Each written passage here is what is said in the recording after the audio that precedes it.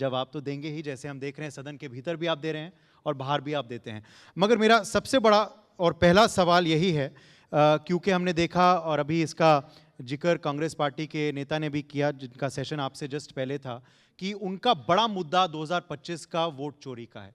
उस पर इन्होंने एक रैली भी रखी संडे को। हालांकि उस रैली को आपके पार्टी के नेताओं ने घेरा है, क्योंकि वहां आपत्तिजनक शब्दों का इस्तेमाल हुआ प्रधानमंत्री मोदी जी के खिलाफ, जैसे अनेक बार होता है, हमने बिहार में भी देखा था। मगर ये जो सबसे बड़ा मुद्दा राजनीतिक मुद्दा चुना है विपक्ष ने, कांग्रेस पार्टी ने खास करके, इसका क्या असर पड़ रहा है और 2026 में क्या असर पड़ेगा?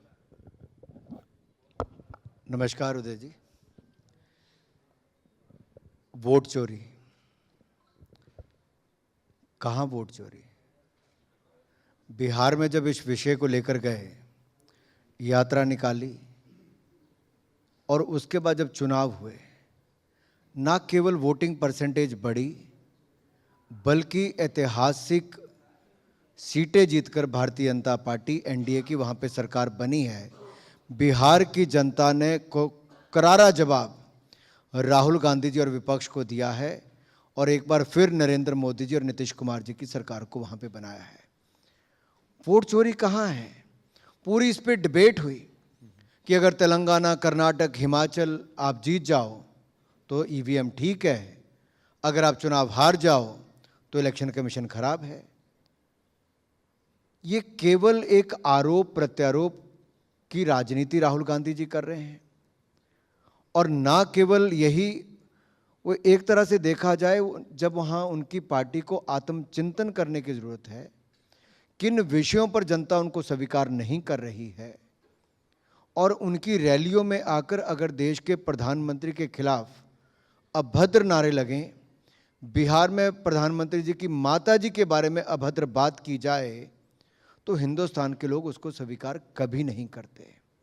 और आज भी श्रीमान राहुल गांधी जी नहीं समझ पा रहे। और जब अमित शाह जी ने सदन में कहा कि कांग्रेस वोट चोरी के नाम पे केवल घुसपैठियों को बचाने का काम कर रही है, कांग्रेस केवल घुसपैठियों के लिए एक बवाल खड़ा कर रही है, जैसे ही घुसपैठियों की बात आई, रोहिंग्या मुसलमानों की बात आई, बांग्लादेशी घुसपैठियों की बात आई, राहुल गांधी जी और समूचा विपक्ष वॉकआउट कर गया।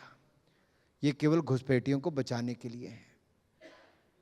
मगर अगर आपको लगता है कि ये असर नहीं इस मुद्दे का हो रहा है, जैसे हमने बिहार में देखा, तो फिर कांग्रेस पार्टी इस मुद्दे को इतने मजबूती से क्यों उठा रही है? और क्या आपको लगता है कि क्योंकि बिहार में असर नहीं हुआ, इस वजह से शायद विपक्ष भी इस मुद्दा को ज्यादा हवा नहीं दे रहा? क्योंकि हमने देखा ये जो संडे की रैली थी, ये सिर्फ कांग्रेस पार्टी की थी, और आज जम्मू कश्मीर के मुख्यमंत्री भी उन्होंने बयान दिया इस पर, उमर अब्दुल्ला ने, उन्होंने कहा ये कांग्रेस की लड़ाई है, हमारी नहीं, वोट चोरी पर। देखिए, हर समझदार नेता इससे दूर ही रहेगा। अब केरल के चुनाव आए, केरल के चुनाव में अभी जो लोकल बॉडीज के पोल हुए, 101 सीट में से त्रिवेंद्रम में 50 सीट भारतीय जनता पार्टी जीती। हमने केरल में भी भारतीय जनता पार्टी ने अभूतपूर्व वहां पर विजय हासिल की है। और ये दिखाता है कि केवल उत्तर भारत की नहीं, केवल मध्य और पूर्वोत्तर की नहीं, दक्षिण भारत में भी भारतीय जनता पार्टी की अच्छी पकड़, केरल जैसे राज्य में। और दूसरा मैं आपसे कहूं, कुछ लोग हैं जो केवल सनसनी फैलाने का काम करते हैं, गुमराह करने का काम करते हैं। उनमें से अखिलेश जी और राहुल जी ने कोविड के टाइम पे कहा कि वैक्सीन मत लगवाओ, ये भारत की बनी वैक्सीन है, कहीं कुछ हो जाएगा, और लगवाने के लिए खुद लाइन में सबसे पहले लग गए। इसी तरह से ममता बनर्जी जी ने कहा एसआईआर मत करवाओ, लेकिन अंतिम दिन अपना नाम रजिस्टर करवा लिया। अगर ममता जी को इतना ही उसके खिलाफ था, तो ममता जी ने एसआईआर में अपना नाम क्यों लिखवाया? क्या ये पहली बार स्पेशल इंटेंसिव रिवीजन की बात हुई है? नहीं, कई बार हुई पहले। ईवीएम कौन लाए? राजीव गांधी जी लाए, और आज उनके ही पुत्र उसका विरोध करते हैं। वीवीपैट की इन्होंने मांग की, हमने वो भी कर दी। इन्होंने कहा इलेक्शन कमीशन में इसको हम चैलेंज करते हैं, लेकिन सबूत देने कोई नहीं गया। सुप्रीम कोर्ट ने उस पर निर्णय दिया, चाहे ईवीएम की बात हो, वीवीपैट की बात हो, या फिर एसआईआर की बात हो। देश के सर्वोच्च न्यायालय ने भी इस पर अपना निर्णय दिया है। लेकिन कांग्रेस पार्टी के पास मुद्दे खत्म हो गए, क्योंकि आज मोदी जी के नेतृत्व में दुनिया की सबसे तेजी से बढ़ने वाली अर्थव्यवस्था कोई है तो उसका नाम भारत है, भारत है और भारत है। इसलिए जहां जहां चुनाव हुए, हरियाणा में हुआ, महाराष्ट्र में हुआ, बिहार में हुआ, जहां पे भी चुनाव हुआ, भारतीय जनता पार्टी की विजय हुई, एनडीए की विजय हुई। हरियाणा में लोकल बॉडीज के चुनाव हुए, उसमें से भी 10 में से 9 सीटें, 9 जगह पर भारतीय जनता पार्टी की विजय हुई है। अब महाराष्ट्र में होने वाली, वहां पे भी हम एनडीए वाले ही जीतने वाले हैं। इलेक्टोरल रिफॉर्म पे विस्तार से चर्चा हुई पार्लियामेंट में। कहीं ना कहीं ये माना जा रहा है कि इस वजह से वो लॉक जैम जो था पार्लियामेंट में वो ब्रेक हो गया और अब सदन चल रहा है। एक और मुद्दा था जो उठा पार्लियामेंट में और उस पर विस्तार चर्चा हुई, वंदे मातरम का। मगर विपक्ष ये कह रहा है कि उस मुद्दे पर आप इतना विस्तार से चर्चा करवा रहे हैं क्योंकि असली मुद्दों से आप कहीं ना कहीं भाग रहे हैं। आखिर कांग्रेस वंदे मातरम से दूर क्यों भागती है? क्योंकि उनको पता है जब इतिहास पे नजर जाएगी तो नेहरू जी की एक और गलती सामने आएगी। केवल 2 स्टैंजा तक उसको सीमित करके रख दिया। कौन सी मजबूरी थी? अगर कांग्रेस के अधिवेशन में पूरे के पूरे वंदे मातरम को गाया जाता था, बड़े बड़े संगीतकार गाते थे, और उन्होंने विरोध किया जब केवल 2 स्टैंजा तक कर दिया कि हम इसको नहीं गाएंगे, हम पूरे का पूरा गाएंगे। क्या मजबूरी थी? यह केवल वंदे मातरम को उस समय नहीं काटा गया, उस समय भारत के टुकड़े करने की नींव डाल दी गई थी और यह पंडित नेहरू ने डाली थी। उसी समय समाज में बांटने, यानी कि धर्म के नाम पर या सोच के नाम पर बांटने का काम उस समय नेहरू जी ने उसकी नींव रख दी थी। कोई मजबूरी नहीं थी साहब, समझाया जा सकता था। लेकिन पंडित नेहरू ने एक बहुत समझदारी के साथ अपना प्रधानमंत्री का पद पक्का करने के चक्कर में वो नींव उसी समय रख दी थी। ये वंदे मातरम की डिबेट में खुलकर सामने आया। और जब कांग्रेस के नेता ने कहा कि क्या जरूरत है पुराने गड़े मुर्दे उखाड़ने की, इसलिए जरूरत है कि जो जो गलतियां पंडित नेहरू जी के समय से लेकर इंदिरा जी और राजीव जी के समय तक की गई या मनमोहन सिंह जी के समय तक की गई हो, उसको देश के सामने लाना जरूरी है, उसमें सुधार करना जरूरी है। अगर कांग्रेस को शर्म आती है वंदे मातरम अपने अधिवेशन पे गाते हुए, तो हमें फक्र होता है वंदे मातरम को हर जगह गाते हुए। आपने अभी जिक्र किया केरल में जो नतीजे आए हैं उसका, लोकल बॉडी पोल्स वहाँ हुए हैं, अगले साल वहाँ भी चुनाव हैं। आप कह रहे हैं केरल में इस बार बीजेपी का परफॉर्मेंस बहुत उम्दा होने वाला है। एक और दक्षिण के राज्य के बारे में मैं जिक्र करता हूँ, तमिलनाडु। क्या वहाँ भी आपको लग रहा है इस बार बीजेपी पहले से बहुत बेहतर करने वाली है? क्या इस वजह से ही आप स्वयं भी वहाँ की सरकार को घेर रहे हैं? आप क्यों मान रहे हैं अनुराग जी कि सनातन का अगर अपमान हो रहा है देश में तो वो तमिलनाडु में हो रहा है? देखिए, मैं करूर का जब इंसिडेंट हुआ, स्टैम्पीड हुई, लोग मारे गए, मैं उनके घरों में गया जो डेलीगेशन भारतीय जनता पार्टी ने बनाया था। वहाँ के लोगों के मन में एक बहुत बड़ी पीड़ा है, गुस्सा है तमिलनाडु की सरकार के खिलाफ। और डीएम की सरकार वहाँ पे केवल लूट के लिए जानी जाती है। किसी की ज़मीन पे कब्जा है, कहीं भ्रष्टाचार के मामले, जो भ्रष्टाचार के मामले में जेल जाता है उसको मंत्री पद पे भी रखा जाता है, डिपार्टमेंट भी उसके पास रखते हैं। एक अरविंद केजरीवाल जी की सरकार दिल्ली में थी, दूसरी डीएम की सरकार वहाँ पे है कि जेल में मंत्री हो और वहाँ पे डिपार्टमेंट दे के रखो। ये तो दबाव वहाँ पे बनाकर दिया गया, तब जाके डिपार्टमेंट छीने गए। अब वो वापस आए तो वापस मंत्री बनाने की बात करते हैं। आज तमिलनाडु में चुनाव हो जाए तो 2/3 बहुमत से हम लोग वहाँ पे सरकार बनाने जाएंगे। इतना विरोध डीएमके के खिलाफ है। और जहाँ तक आपने सनातन विरोधी की बात कही, जब राम मंदिर के शिलान्यास की बात आई और जब प्रधानमंत्री जी अयोध्या गए या उद्घाटन की जब उस समय बात आई, तो अगर आप देखिए तो तमिलनाडु में परिस्थितियां क्या थी। मंदिर में हिंदुओं को जाकर उसका हिस्सा बनने के लिए किस तरह से अवरोध वहां की सरकार ने पैदा किया था। कोर्ट हमें जाना पड़ा, कोर्ट का ऑर्डर लेना पड़ा। और आज भी मद्रास हाई कोर्ट की मदुरई ब्रांच ने जो एक ऑर्डर दिया दीपम इशू में करते ही, तो उसमें क्या हुआ, कहा कि दीपम के सनातन धर्म को मानने वालों के पक्ष में दिया, लेकिन कोर्ट के ऑर्डर की अवहेलना करने का काम ये वहाँ की सरकार, वहाँ के पुलिस डिपार्टमेंट ने किया। और जब मैंने इसको पार्लियामेंट में उठाया तो पूरी डीएमके पार्टी वेल में कूद गई, उसका विरोध करते हैं। अरे देश के कानून को नहीं मानोगे, सनातन का विरोध करोगे। लेकिन शायद इनको याद रखना पड़ेगा, उदयनिधि जी हो, स्टालिन जी हो, या फिर डीएमके सरकार के अन्य मंत्री हों, इनको लगता है सनातन का विरोध करके शायद वो वहां पर वोट डाल लेंगे। अरे अंग्रेज आकर चले गए, मुगल आकर चले गए, सनातन था, सनातन है और सनातन रहेगा। ये डीएमके वाले चले जाएंगे, सनातन का कुछ नहीं बिगाड़ पाएंगे।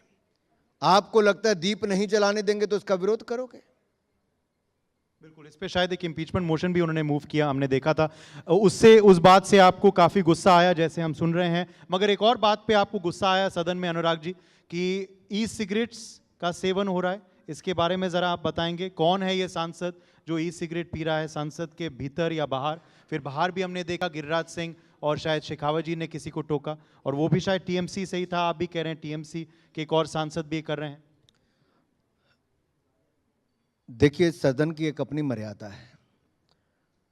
स्पीकर के जो रूल्स हैं लोकसभा में, उससे ना केवल सदन चलता है बल्कि पूरे प्रेमाइसिस में भी उन्हीं रूल्स को हम लागू करते हैं। सदन चल रहा है तो अंदर के अलग रूल्स हैं, बाहर के अलग परिस्थितियां हैं। लेकिन देश की जनता के ध्यान के लिए मैं बता दूं कि ई सिगरेट भारत में बैन है, भारत सरकार ने उसको बैन कर रखा है। लेकिन जो कानून बनाने वाले हैं वही अगर उसका सेवन करें टीएमसी के सांसद, तो एक तो भारत सरकार के कानून को तोड़ रहे हैं, दूसरा सदन में बैठ के अगर ई सिगरेट पी रहे हैं तो इससे बड़ा काला धब्बा लोकतंत्र के लिए क्या होगा, लोकसभा के सदन के लिए क्या होगा। स्पीकर चेयर पे हों और वो सांसद महोदय ई सिगरेट के छल्ले बना बना के छोड़ रहे हों, इससे बड़ा दुर्भाग्य क्या हो सकता है। और बेशर्मी के साथ बाहर जाके बयान देते हो। ममता बनर्जी जी को कार्रवाई करनी चाहिए थी। ममता बनर्जी जी ने क्या अपनी हाउस के लीडर और डिप्टी लीडर से पूछा कि कौन सा सांसद है जो अंदर बैठ के सिगरेट पी रहा था? क्या कार्रवाई ममता बनर्जी ने उस सांसद के खिलाफ की? मैंने तो स्पीकर महोदय को लिख कर दिया है कि उस सांसद के खिलाफ कार्रवाई करनी चाहिए, लेकिन उससे पहले पर्याप्त जांच करनी चाहिए। अब तृणमूल कांग्रेस के कई सांसदों के ऊपर प्रश्न चिन्ह उठ रहे हैं। सोशल मीडिया में कभी एक का नाम आता है, दूसरे का आता है, तीसरे का आता है कि ये पी रहा था, वो पी रहा था। अब मुझे नहीं पता, दोनों एक दूसरे की तरफ हाथ खड़ा कर रहे थे, जांच में सब सामने आ जाएगा। मुझे नाम पता है, लेकिन मैं चाहता हूं स्पीकर महोदय उसकी जांच करवाएं और उस एमपी के खिलाफ कड़ी से कड़ी कार्रवाई करें, ताकि देश के लिए एक अच्छा संदेश जाए कि सदन में बैठा व्यक्ति देश के कानून को भी तोड़ रहा है और सदन की मर्यादाओं को भी तार तार कर रहा है, उसके खिलाफ दंडात्मक कार्रवाई होनी चाहिए। आपके सत्र के शीर्षक में हिमाचल प्रदेश का भी जिक्र था, तो मैं ज़रूर सवाल आपसे पूछूंगा हिमाचल राज्य पे, जो आपका गृह राज्य है। क्या वहाँ वापसी की जंग शुरू हो चुकी है और आपका रोल दायित्व क्या होगा? क्या आप अब प्रदेश में ज़्यादा एक्टिव होंगे क्योंकि आप केंद्रीय मंत्रिमंडल का हिस्सा भी नहीं है वर्तमान में, या आप सेंट्रल लेवल में ही कुछ अब रोल चाहेंगे, क्योंकि अब अपॉइंटमेंट्स और होंगे 2026 में, कार्यकारी अध्यक्ष तो बन चुका है। तो आपका भविष्य और हिमाचल का भविष्य क्या लग रहा है अनुराग जी? अब नया साल आने वाला है, तो ये सवाल लाजमी। हिमाचल के चुनाव 2027 में है और भारतीय जनता पार्टी में पार्लियामेंट्री बोर्ड तय करता है कि क्या करना है। मैं एक कार्यकर्ता हूं, कार्यकर्ता की भूमिका में प्रदेश में जो जिम्मेदारी हमारा संगठन लगाता है ना, वो काम हम लोग करते हैं एक कार्यकर्ता के रूप में। और ये भारतीय जनता पार्टी में सभी ऊपर से लेकर नीचे तक एक कार्यकर्ता के रूप में काम करते हैं। हमारे देश के प्रधानमंत्री इसके सबसे बड़े उदाहरण हैं। जब संगठन की बैठक होती है, अपने सारे काम छोड़ के उसमें बैठते हैं और वो पीछे आकर बैठते हैं और पूरे समय मीटिंग में रहते हैं। इसलिए हम कार्यकर्ता पहले, बाकी पद सब बाद में आते हैं। और यही कारण है कि आज हम सब कार्यकर्ता के रूप में काम करते हुए भारतीय जनता पार्टी को दुनिया का सबसे मजबूत और सबसे बड़ा राजनीतिक दल बनाया है। तो आज भारतीय जनता पार्टी बनकर उभरी है। और हिमाचल की जहाँ तक बात है, अगले चुनाव में स्पष्ट है कि हिमाचल की जनता कांग्रेस से तंग आ चुकी है। कांग्रेस हिमाचल को कर्जे में डुबा चुकी है। आज 3 शब्दों से हिमाचल की सरकार को जाना जाता है: खाओ, पियो, मौज करो सरकार। नितिन नवीन जी को भी आप जानते हैं, वो बीजेपी के युवा मोर्चा अध्यक्ष रह चुके हैं तमिलनाडु में, तो संक्षेप में आपसे पूछना चाहूंगा। तमिलनाडु में नहीं रहे। नितिन नवीन जी 5 बार के विधायक हैं जी बिल्कुल। बिहार सरकार में मंत्री हैं। नहीं, बिहार में बीजेवाईएम के अध्यक्ष रहे हैं। जब आप बीजेवाईएम के राष्ट्रीय अध्यक्ष थे तो करीबी से आप जाने हैं उनको, उनका स्टाइल क्या रहेगा और उनके ये एलिवेशन को आप किस नजरिए से देखते हैं? 45 साल के व्यक्ति को अब बीजेपी का जो विश्व की राष्ट्रीय सबसे अधिक पार्टी है उसका कार्यकारी अध्यक्ष बनाया गया। देखिए, प्रधानमंत्री मोदी जी ने, अगर आप थोड़ा याद करिए, थोड़ा पीछे जाके, उन्होंने कहा था देश के 1 लाख कम से कम युवाओं को राजनीति में प्रवेश करना चाहिए, अलग अलग स्तर पे करना चाहिए, लीडरशिप रोल में आना चाहिए। और उसका उदाहरण भी प्रधानमंत्री मोदी और Bharatiya Janata party parliamentary board ने सेट किया कि भाजपा के आज तक के सबसे युवा अध्यक्ष, और हिंदुस्तान में किसी भी राष्ट्रीय दल या किसी रीजनल पार्टी का भी 45 साल का कोई राष्ट्रीय अध्यक्ष नहीं है। वो भारतीय जनता पार्टी ने नितिन नवीन जी के रूप में राष्ट्रीय कार्यकारी अध्यक्ष भारतीय जनता पार्टी ने बनाए हैं। वो बहुत ही मेहनती हैं, ईमानदार हैं, 5 बार के विधायक हैं, बिहार सरकार में मंत्री हैं। युवा मोर्चा से लेके प्रभारी के रूप में जो उनकी भूमिकाएं रही वो बहुत शानदार है। हमने इकट्ठे काम किया है और मुझे पूर्ण विश्वास है जिस सोच के साथ भारतीय जनता पार्टी ने उनको जिम्मेदारी दी है वो भारतीय जनता पार्टी को नई ऊंचाइयों पर लेकर जाएंगे। एक और प्रधानमंत्री मोदी जी का कुशल नेतृत्व, यशस्वी प्रधानमंत्री हमारे पास हैं, लोकप्रिय प्रधानमंत्री हमारे पास हैं, तो दूसरी तरफ नितिन नवीन जैसा युवा नेता हमारे पास होगा। और मैं कहूँगा कि 2010 से 2013 जो मेरा पहला 3 साल का कार्यकाल था, उसमें मेरे साथ जब महामंत्री थे तब हमने बहुत सारे आंदोलन भी किए, यात्राएं भी की, जेलें भी भुगती। तो नितिन जी ने संघर्ष भी किया है और संघर्ष के साथ साथ विधायक से लेके एक मंत्री की भूमिका या फिर प्रभारी की भूमिका, संगठन और सरकार दोनों का ही अनुभव उनका बहुत अच्छा है और बहुत शानदार उनका कार्यकाल रहने वाला, ऐसा मुझे लगता है। बिल्कुल। अब उम्मीद यही करते हैं आपके लिए और आपकी पार्टी के लिए, और शुक्रिया अदा करते हैं आपका कि आपने समय निकाला। आज एक बिजी दिन रहा है, शायद पत्रकारों के संग आप लंच में भी थे, तो हम भी शुक्रिया अदा करते हैं कि आपके संग भी हमने समय गुजारा दोपहर में। तो thank you very much for being. मैं इतना ही कहूँगा, लंच से मुझे याद आया, अभी सुरजेवाला जी कुछ कह रहे थे, उस समय मैं सामने नहीं था, लेकिन मैं इतना जरूर कहता कि अगर कांग्रेस वालों ने आतंकवादी समर्थकों को पीएम हाउस में बिरयानी नहीं खिलाई होती और बिरयानी नहीं परोसी होती, पाकिस्तान जाने के पासपोर्ट नहीं दिए होते, वीज़ा नहीं उस समय पाकिस्तान की ओर से लगे होते, अनुमति नहीं दी होती, तो शायद उन लोगों के खिलाफ बहुत पहले कार्रवाई हो गई होती। लेकिन हमारी सरकार ने आके जहां धारा 370-35A को सदा के लिए समाप्त किया, जम्मू कश्मीर को विकास की नई रफ्तार दी है, वहीं पर देश में नक्सलवाद को जड़ से खत्म करने के लिए जो संकल्प अमित शाह जी ने लिया है वो 2026 मार्च तक हम लोग नक्सलवाद को जड़ से खत्म करके छोड़ेंगे। 2 सरकारों का ये फर्क है। यूपीए की सरकार में बिरयानी परोसी जाती थी आतंकवादियों को, हमारी सरकार में जेल में फेंका जाता है या फांसी के फंदे पे पहुंचाया जाता है। फर्क है, यही अंतर है। चलिए, बहुत बहुत शुक्रिया अनुराग ठाकुर जी हमारे संग जुड़ने के लिए इंडिया न्यूज मंच पे। Thank you very much sir. और देखिए, कहीं ना कहीं अनुराग ठाकुर इसी बात के लिए भी जाने जाते हैं कि जब जो सवाल हो और उसका क्या जवाब होना चाहिए ये इन्हें बहुत बेहतर तरीके से पता है। बहुत शुक्रिया। और मैं मंच पर अब बुलाना चाहूंगी, मंच पर Aishwarya Pandit, chairperson the Sunday Guardian foundation, book देकर आप उन्हें सम्मानित करें। जोरदार तालियां बजती रहनी चाहिए। बहुत शानदार और दमदार सेशन रहा है। बेबाकी के साथ हमेशा की तरह अनुराग ठाकुर जी ने आज भी जवाब दिया है।